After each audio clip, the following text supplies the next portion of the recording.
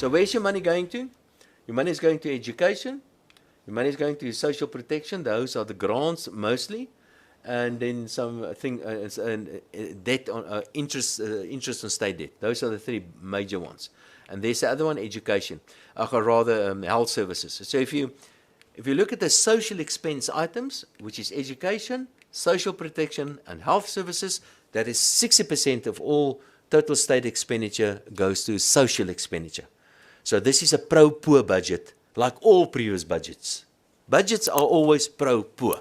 They're always pro-poor because we spend money on poor people mostly. And then the third most important expense item is that one over there. That's interest on state debt. Okay, and that's going up quite sharply. And I've got a graph on this. So this is social expenditure, the grants mostly. But the Minister of Finance told us in a year's time, the COVID grant will stop. Of course, it's not going to stop. But if it stops, then the grant expenditure will go down, and interest will become the second most important expense item of the Minister of Finance. If this should happen, which I don't believe it's going to happen, because I think they're going to maintain the grant spending in any event. But soon, it doesn't matter, even if you maintain the grant spending, like there, for example, interest is going to catch up with grant spending, social expenditure, or the grant expenditure specifically, pretty soon. And soon, interest is going to be the second most important expense item of the Minister of Finance. If debt keeps on going up, you have to pay more interest on that. Some other announcements. Okay, interest, the Minister of Finance announced that, well, this is the numbers, just to give you some of the numbers. Interest currently about 18% of total expenditure, and it will go up to about 20% of total expenditure. So interest is going to get significant. A lot of our taxes will need to be spent on just simply paying interest on state debt. Average increase in spending, I'm not going to go through all of this. Let me see what's important. Oh yeah, here's the important one. South African Airways is getting another R1 billion. Takatsu, who's this consortium, they said they're very disappointed with this because they want to buy 51% of South African Airways. They want the Minister of Finance to pay off all the outstanding debt, and there's a couple of billions still left. And he only gave R1 billion. So I don't know what's going to happen to this privatization thing of South African Airways. They're already a year or two or whatever overdue. It should have happened a long time ago. And they're giving South African Airways another R1 billion. I mean, this doesn't make sense to me. The Post Office is getting 2.4 billion. The Post Office is going to fire 6,000 people, and they're going to close a lot of branches in South Africa. The Post Office is on its way to die. It's dying, like Eskom. So it's being privatized as well. The private sector is simply taking over all of that. The Minister of Finance, he reckons, and this is something else, another estimate that I disagree with, and this is a threat to the budget. He is budgeting for an increase of 3.3% on a wage bill. So the trade unions, they want 12.5%. They're threatening all sort of things. They've been getting above inflation increases for more than 10 years. And they totally overpaid, mostly, not all civil servants, but they mostly totally overpaid and underworked. I'm not so sure, especially with an election next year, that he will be able to get away with 3.3%. I'm not so sure about that. So on the revenue side, there are some threats.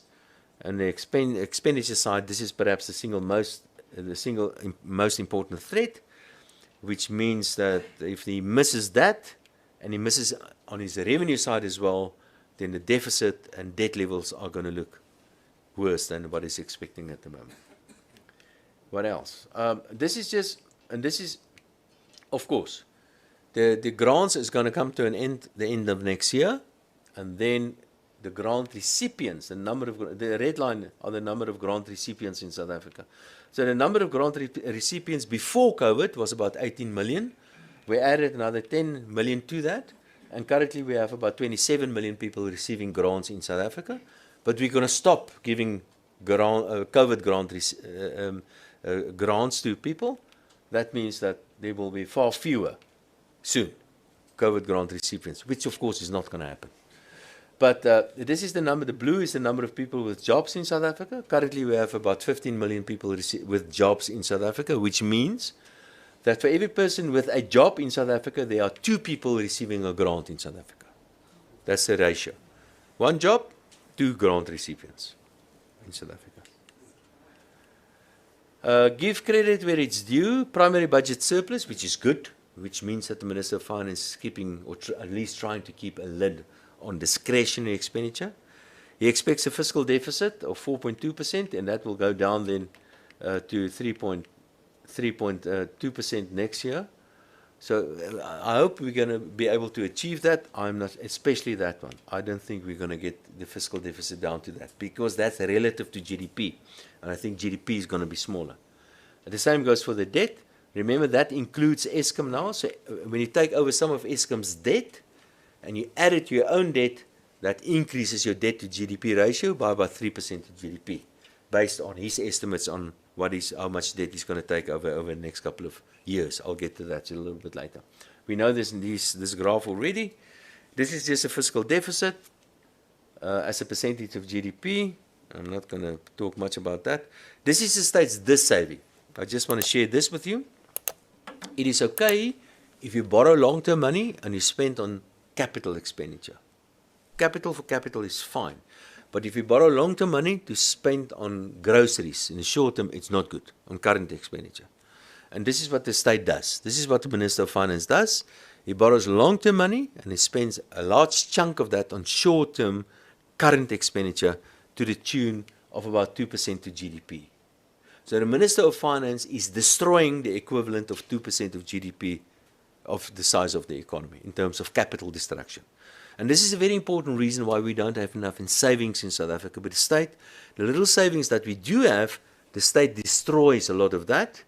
And that means that there's much less capital available in the economy to invest in capital for future economic growth. So the state is a destroyer of capital. Okay, the debt to GDP. Oh, yes, Pravin Gordhan. See what happened to Pravin Gordhan. Pravin Gordhan, he was a Minister of Finance for quite long. He was over there and he was over there. We had a couple of guys in between. We had the smiling suit. Can you remember him? Yeah, and a weekend special and those. But Pravin Gordhan, he was the guy that actually started this whole thing moving in the wrong direction. He was really a bad Minister of Finance.